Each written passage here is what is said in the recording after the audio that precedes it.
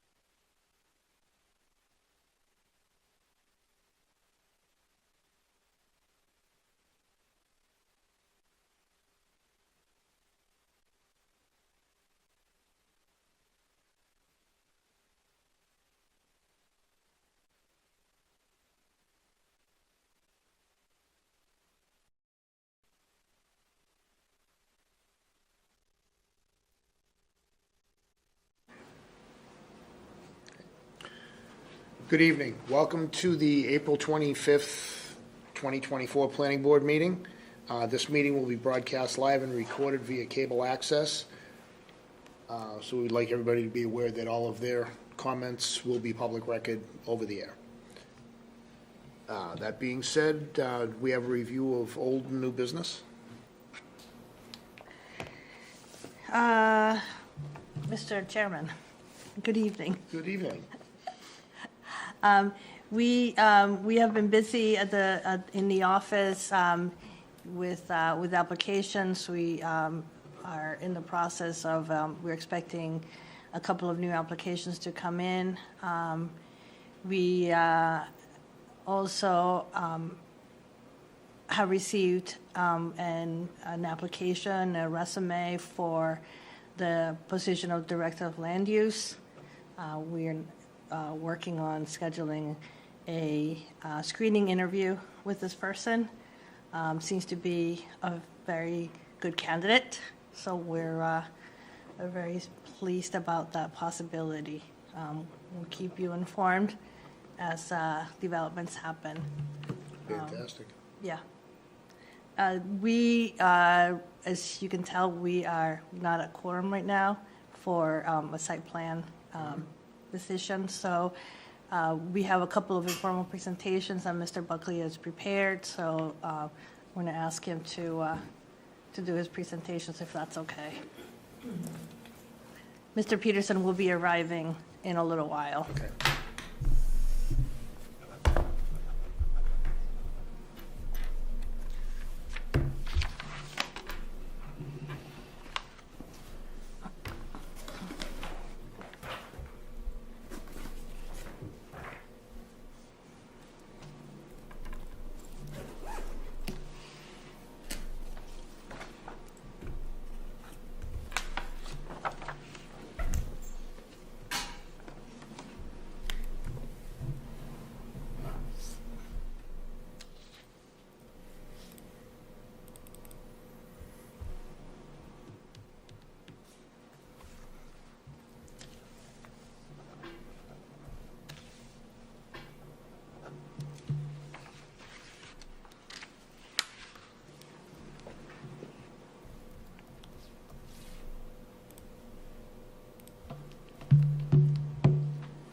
One of the items that we have on the action items is the lot release for one of the lots on the Village Estate subdivision, part of the state hospital project. The lot, there was an existing home when the subdivision was approved. It's questionable.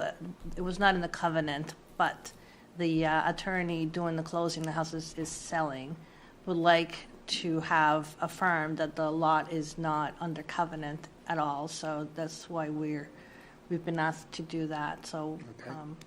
Once Mr. Peterson is here, we will ask you to vote on that. You were echoing through somebody's, Mr. Buckley, that's not ready yet. Ready in 1 sec. Come on, Bill. My handsome face.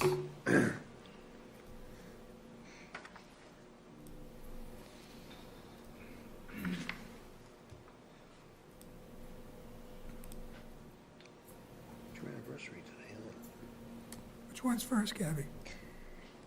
357 South Street.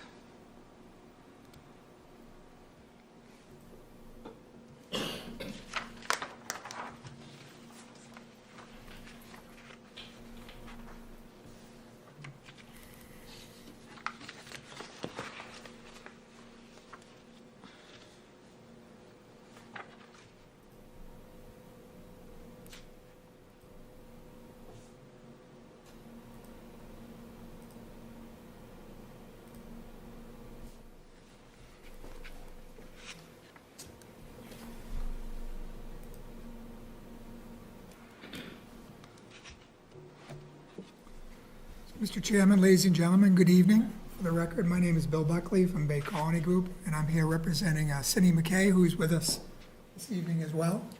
And what we're before the board for this evening is we want to bring an informal, start an informal discussion with the board on the construction of what we hope to be an open space residential development subdivision. So the property is at 357 South Street, and I think this is the McKay compound. So heading down South Street, go past, Right. I think it's Paula on the right, where everybody used to get their Christmas trees, et cetera. So Mr. and Mrs. McKay are gone now. Cindy's the owner of it, and would like to do subdivision on the land. So we've had a lot of discussions with her, and we've come up with a design that I think is good for her, it meets her goals, but it's also a good project as far as the town is concerned. So let me just start. This property is about 12.6 acres. I've given you two sheets. The first one is what is a conventional. It lies within the R40 zoning district, which is 4,000 square feet and feet of frontage. Also, resource protection district zone. So look at your map, you look at the plan there, off to the right, that's the Sprague Road pumping station. And then if you look to the top, if you went off the top of this, that's all land owned by the Conservation Commission. That is part of the old Cocassa River Park, stretches all the way out to Mill Street. And as you look to the left, you can see that is where I'm showing you there, that's the Cocassa River.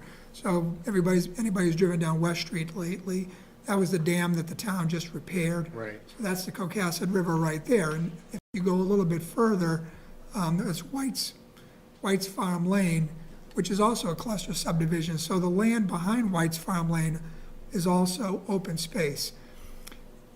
So the land behind there, if I showed you a big map, which actually I could, you can walk from the back of this property all the way to Route 1 and stay on either town land or state land. So you'd be on conservation land, on water department land, on state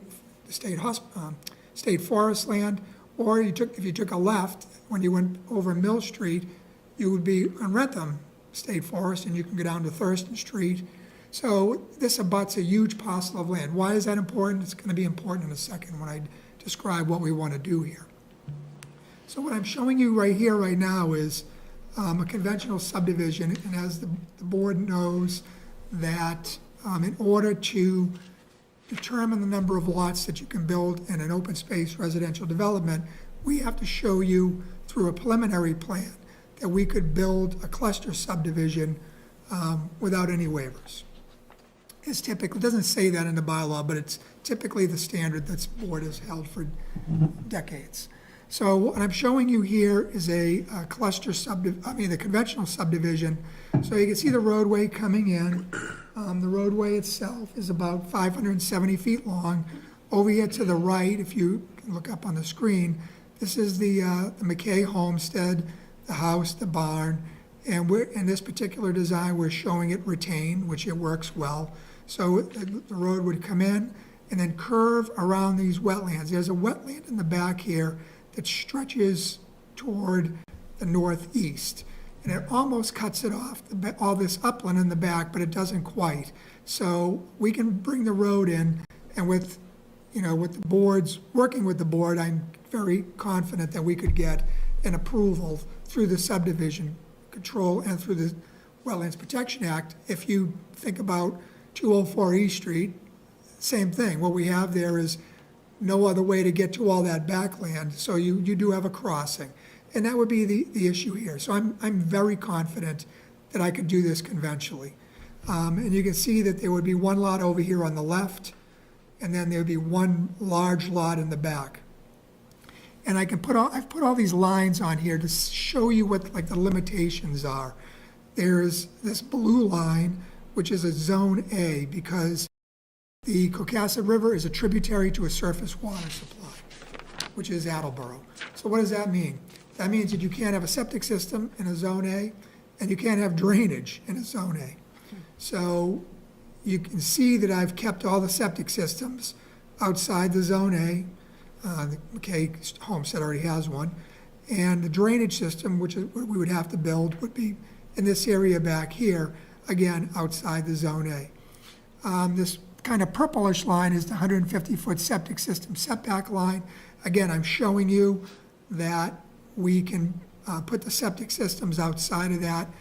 I'm giving you proof that we could actually do this type of subdivision. So 3 lots is what we're saying that would be an allowed conventional. So let me go to the next sheet. If you flip over, I know it's busy. I should have shut off the topo. It really doesn't add anything to this. But what we want to do here, as the board knows, what you can do under a cluster subdivision, you can have a smaller lot. So instead of a 60,000 square foot lot, we can knock these lots down to 30,000 square feet. And instead of 200 feet of frontage, we can have 50 feet of frontage.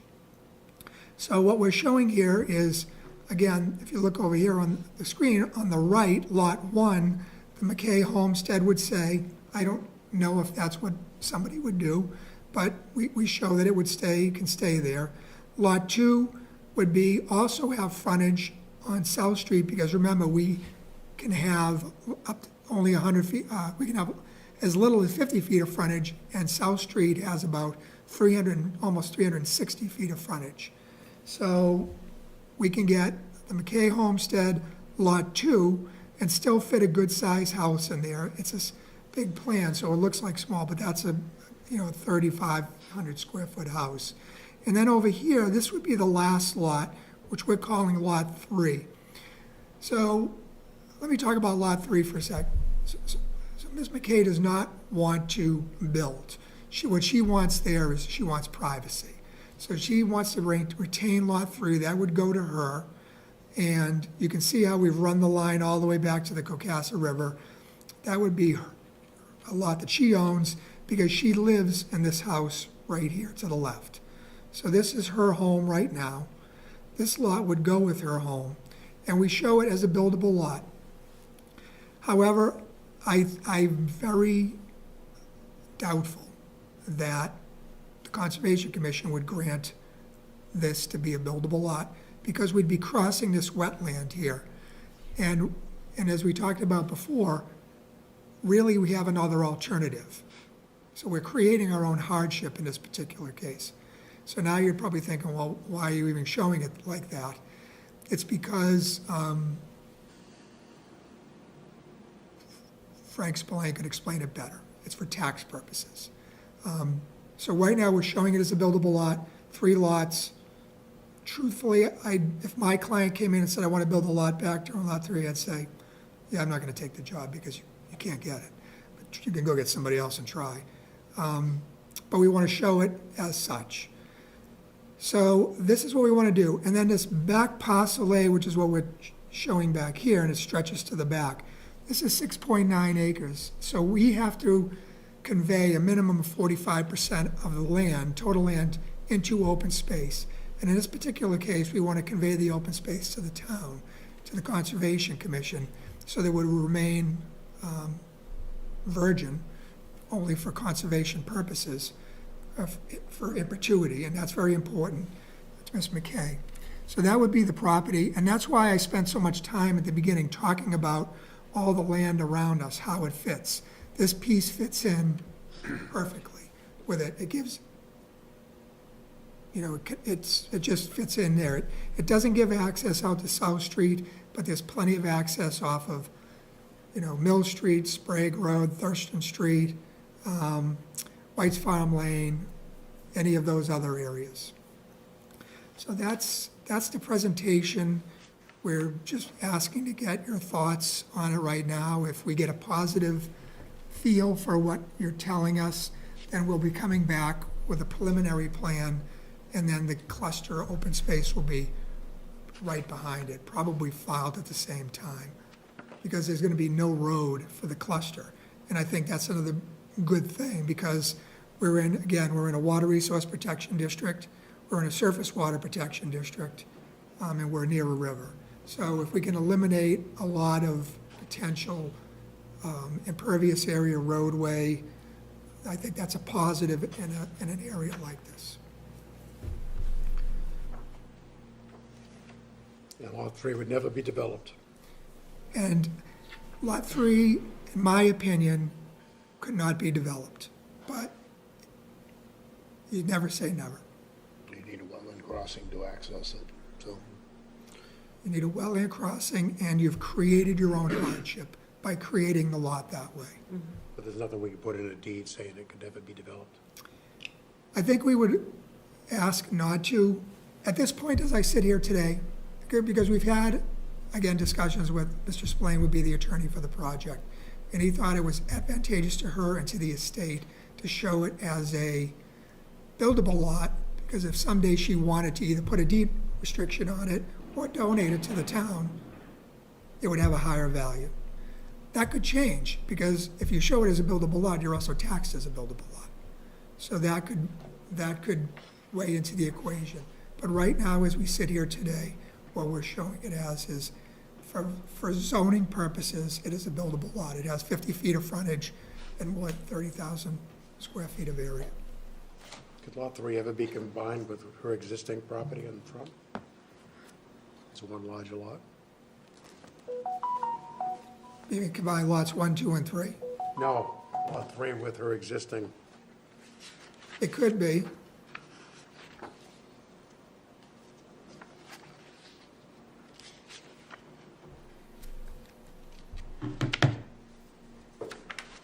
Yeah, that's what my thoughts were as well.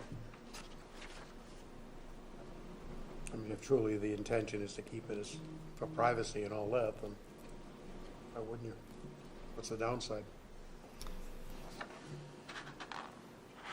No, I'm here to listen. Yeah, well, that was the question to you. What is the downside if there is one? I think if it's not buildable or is buildable.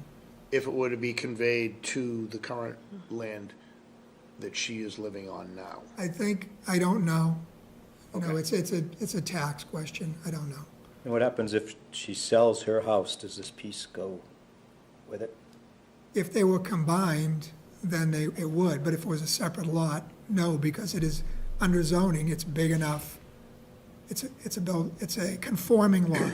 I shouldn't say buildable. It's a conforming lot. It has 50 feet of frontage and 40,000 square feet. I always tell people, they come in and go, is this a buildable lot? I say, it's not a buildable lot till the building commissioner hands you a building permit. But yeah, it's conforming right now, so we're showing. But what I'm hearing from you is you'd like to see it not, that would sweeten the pot if it was not a buildable lot, or to be conveyed, to be combined with her land. I was just trying to figure out the logic behind it, Bill, that was all. Because it appears that to do what you're proposing here, you're only going to get one buildable lot out of this. One buildable lot. Right. As I stated, Ms. McKay's major, she has a duty, fiduciary duty as the executor of the estate. There are other people involved, her nephews. And so she has a duty to, work with them to get something. So I'm sure, I'm not going to speak for her, but from listening to her over the last year or so, I'm sure she would love to convey the whole thing and give it out. But she has a duty a fiduciary duty as well. So, but the reality is we're talking about, in my opinion, one additional Form A lot for all intents and purposes.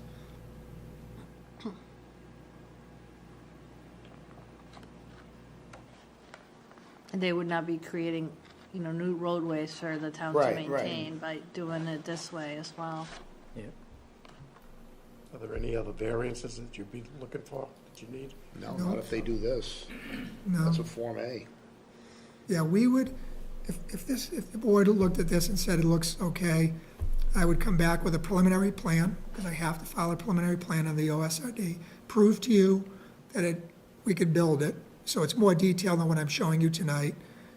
If you accepted that and said, yes, it's good for 3 lots, then you would close that hearing, and then we would open another hearing, and I would present you a plan basically that shows, like a Form A, what you sign, not sign tonight, but what you've signed in the past. It's basically a Form A, and we'd have a definitive subdivision, open space residential discussion on that, and then if you sign that, that would be it.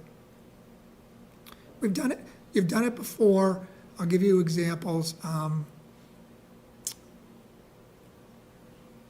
Lakeview for Ferroni with the 2 lots. Do you remember Right, the that? loader property. 27 Lakeview. Remember that? We did that. So we went to the ZBA, got blown out. So we came to the board and said, okay, we're gonna do an open space. And we showed you we can do 2 or 3 lots, whatever it was. You approved it. And then we came back and basically it's 2 Form As and all the backland went to the conservation. Right, right. It's very similar to that. And going even way further back, along Lakeview and Main Street where the Lutheran church is, all those Form As, that was the same thing. That was shown as a cluster. I didn't do it. But they showed how many lots they could get in there. And then they came back and said, okay, we're gonna do a cluster. Basically, they had a Form As along Lakeview and Main, and all that backland again went to the Conservation Commission. So it's not something that the board hasn't entertained in the past. No.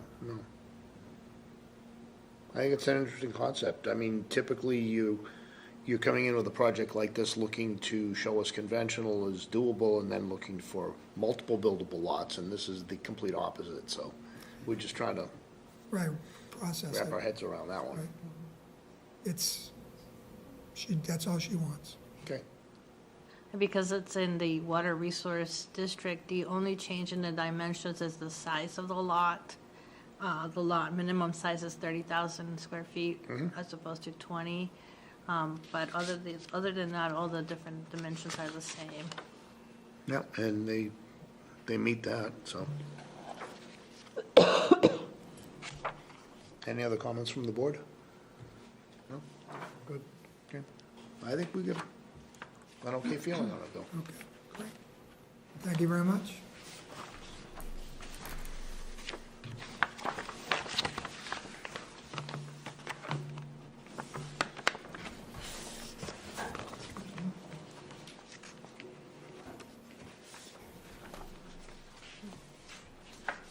So let me open my next one.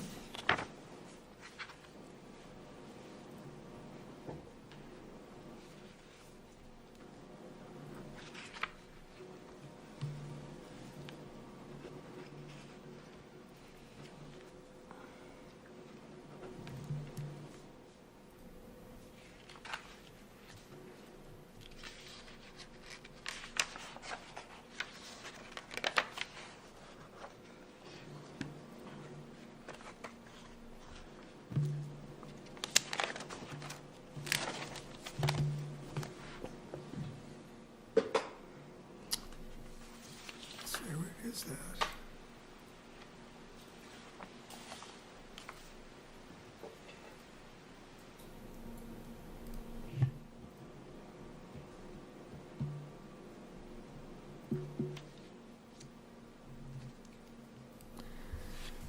So again, good evening.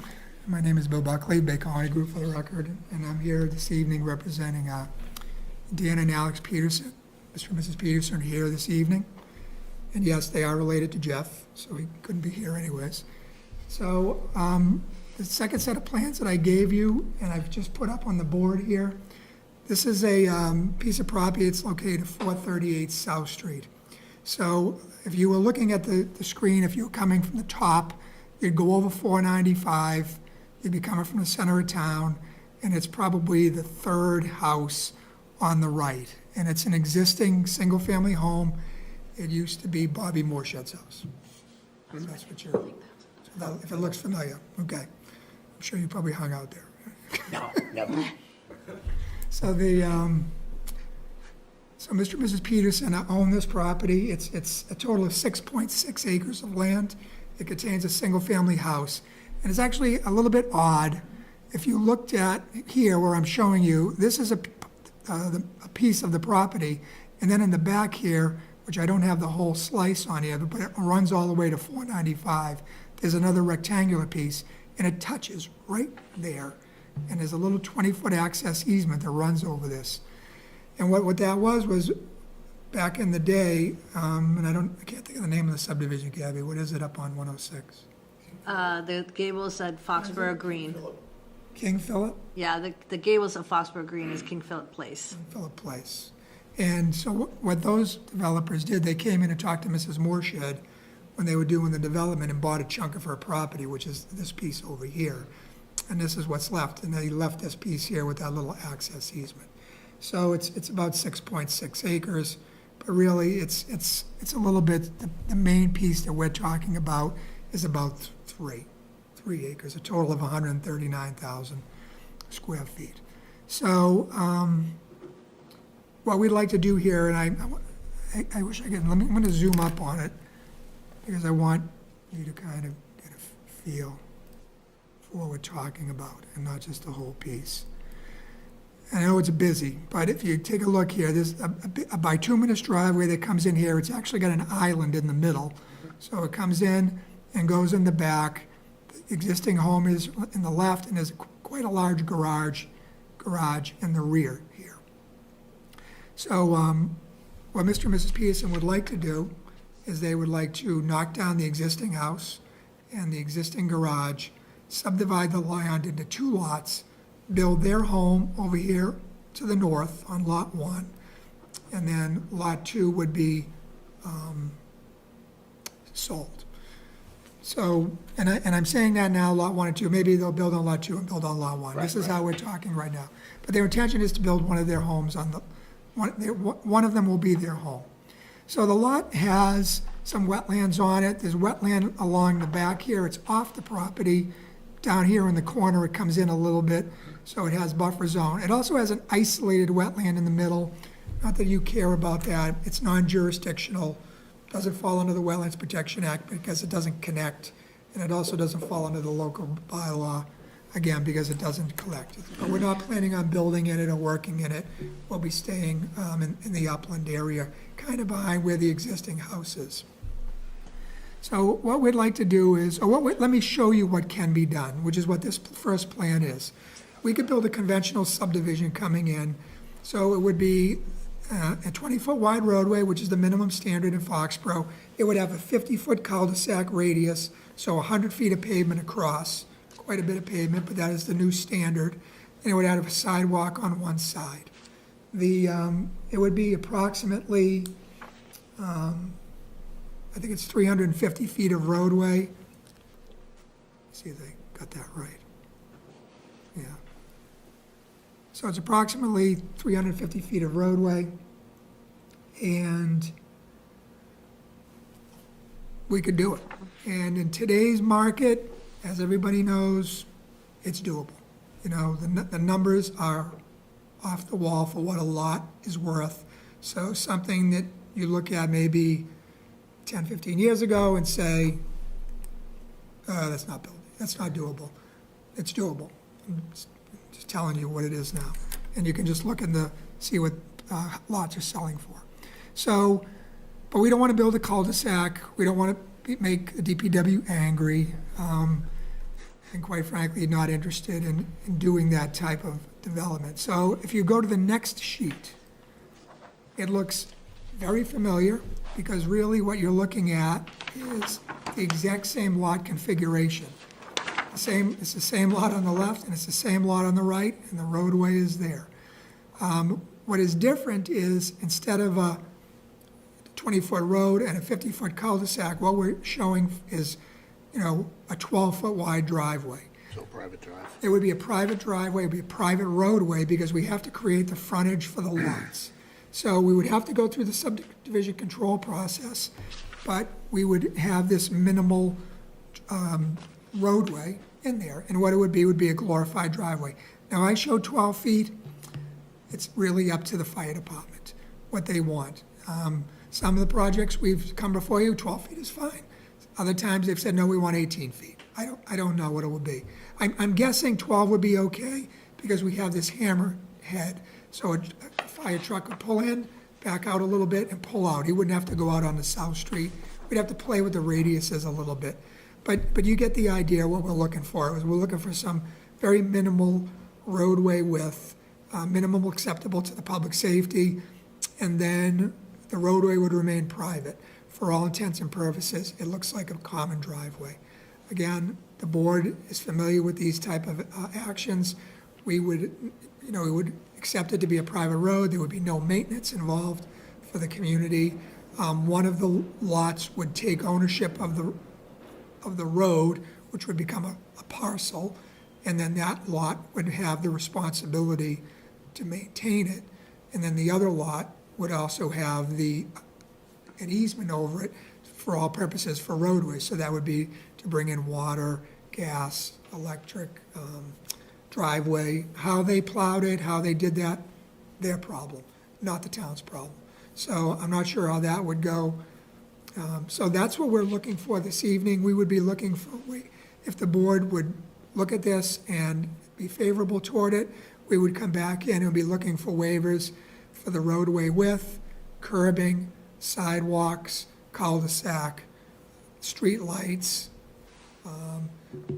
We usually ask for street trees. You usually say no and want a donation to the tree fund, which is fine, is standard. And then we would say that the roadway would remain private.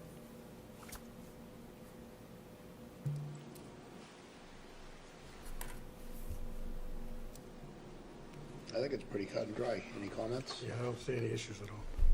Tom? No, it looks good to me. Go for it, sir. We'll be back. Thank you very much.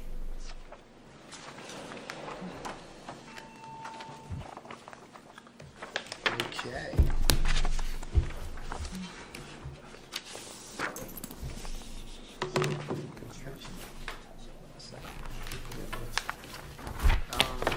Why don't we do the site plan modification first?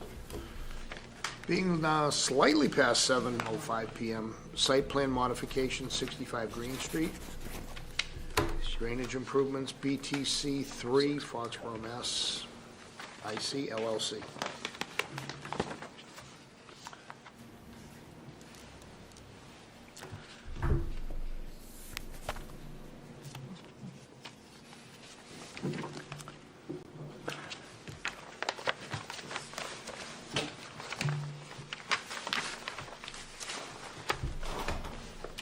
And my apologies.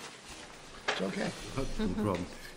So, good evening. My name is Brian McCarthy with R.J. O'Connell and Associates. We're civil engineers, and we're working for the owner of the property at 65 Green Street. The entity is BTC3 Foxborough LLC. The owner, it's an entity of Ares Management. So I'm going to pull up this plan.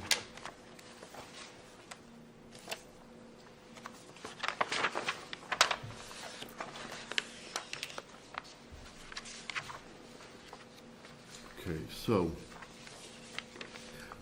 as I mentioned, the site is at 65 Green Street. The site is actually occupied by a 50,000 square foot building. On the screen here, I'm showing that area, that building's 50,000 square feet.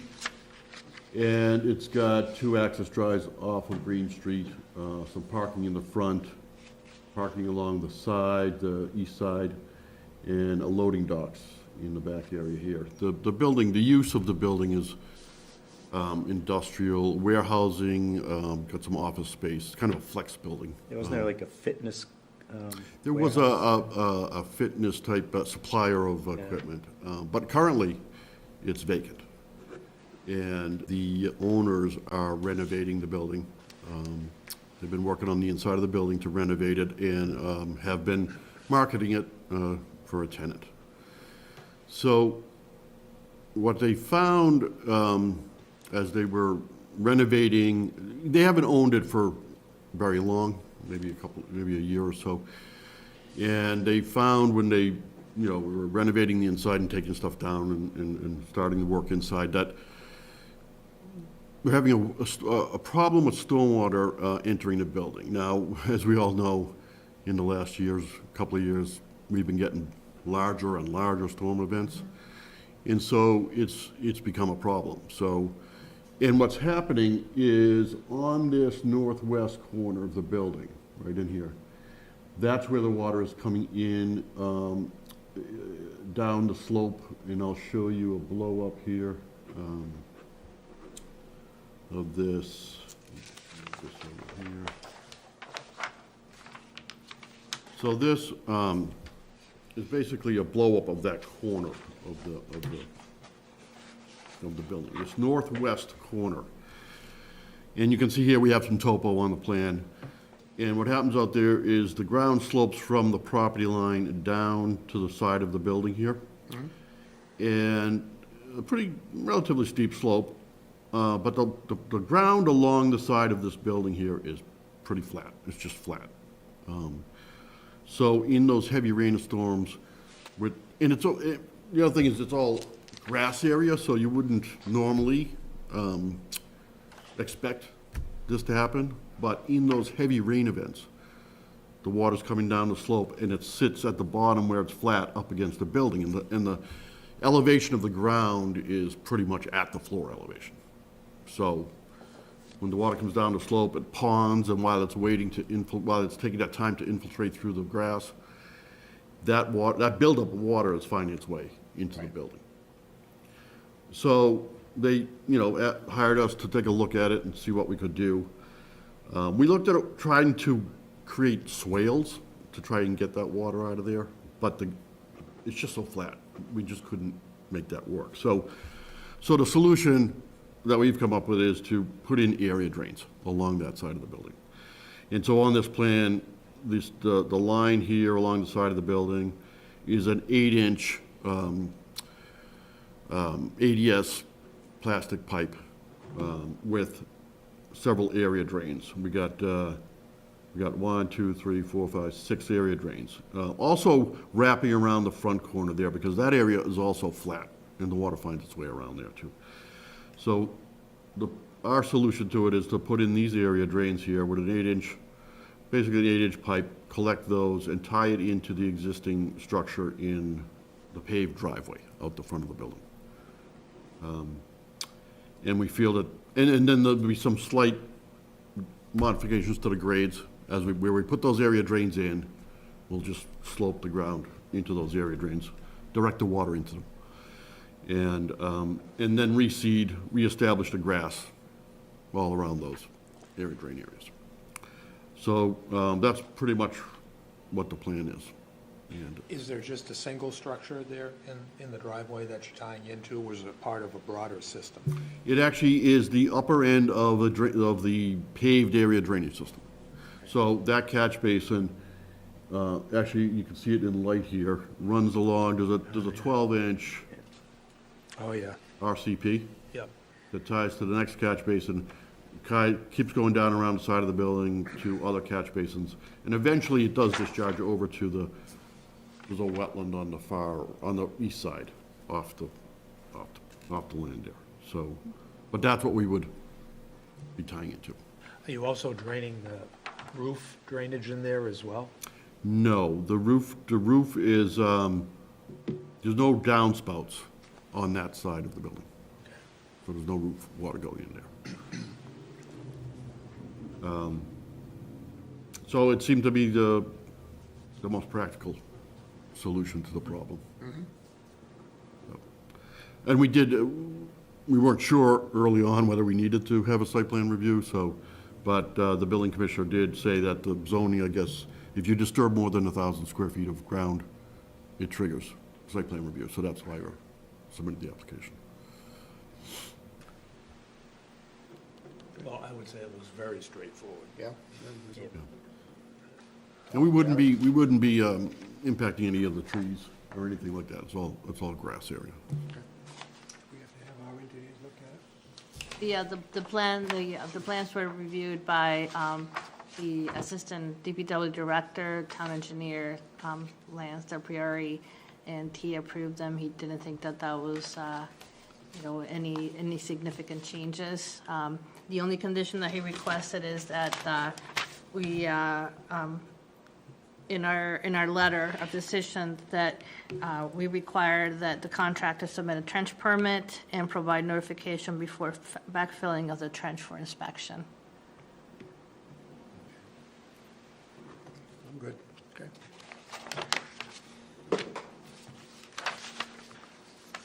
Do we need to take a vote on this? Yes, this is a public hearing, and it's a modification to the site plan. So it is a modification, and we're approving a modification rather than waiving. Right. Okay. Right. Do I hear a motion? Yeah, I would make a motion that we close the public hearing. Well, that we close the public hearing. That's not what I was going to say, Gary, but thank you. All in favor? Aye. Aye. And now I'd make a motion that we approve the modified site plan for 65 Green Street with the conditions previously noted about trenching and being able to leave that open for inspections. Second. All in favor? Aye. Thank you. Okay. Thank you very much. Appreciate it. Yikes.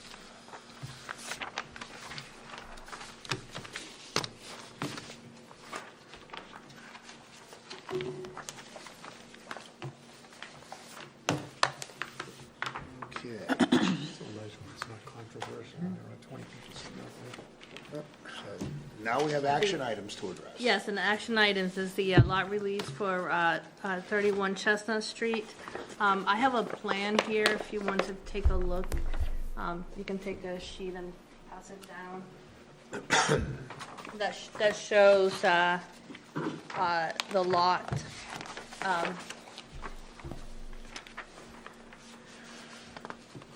In question is, lot 5G, which is on the left side of the road at the intersection of Chestnut Street and Shea Lane. Oh, yeah. Was that the location of our beer garden? No, No. no, that was, a house was there when the subdivision was approved originally. There was a house there. I believe that was created as a Form A lot originally. But because it was reflected on the plans for the subdivision, the attorney, the house is being sold, and the closing attorney would like to have a statement that the lot is not under covenant. And that's why they're requesting a lot release. I think it's just, belt and suspenders kind of thing, as Paige would say. The subdivision is closed. It's, the plan that you have there was the street acceptance plan, so we're holding nothing on the subdivision. Everything is finished there.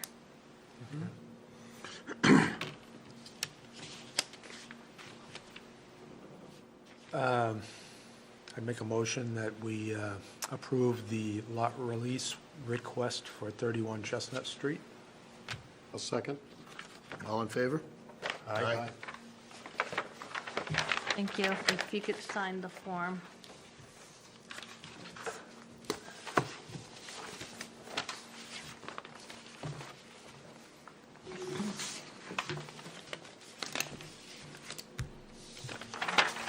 You should know. Okay, and we have minutes. Yes, minutes from April 11th, I sent them out earlier this week. Hopefully everybody read them. Do we have a motion to approve minutes as I'll presented? make a motion to approve the minutes. Second. All in favor? Aye. Aye. Then we have to continue the public hearings. No, we don't. Okay, where's that paper? So the first one would be Wall Street. Yep, 3032 Wall. Yes. Okay, I'd make a motion that we continue the public hearing on a special permit site plan at 3032 Wall Street for TNC Development LLC until May 23rd, 2024. Do we have times or no? We can do 7:10. Whatever you like, Diane. 7:10 then. Okay, I'll second that. All in favor? Aye. Aye.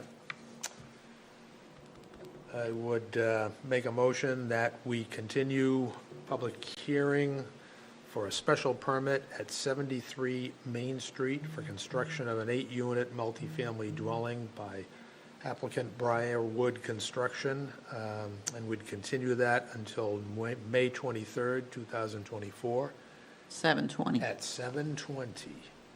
I'll second that. All in favor? Aye. And lastly, I make a motion that we continue public hearing for a special permit and definitive subdivision plan at 204 East Street for a proposed 12-lot subdivision, applicant Pine Air LLC, and we'd also continue that to May 23rd, 2024, 7:30. at 7:30. I'll second that. All in favor? Aye. Jeff, you have one more motion you can make. Motion to Oh, wait, adjourn. one. You The got meeting stopped. on May 9th has 0 items on the agenda, so would we like to cancel? All in favor?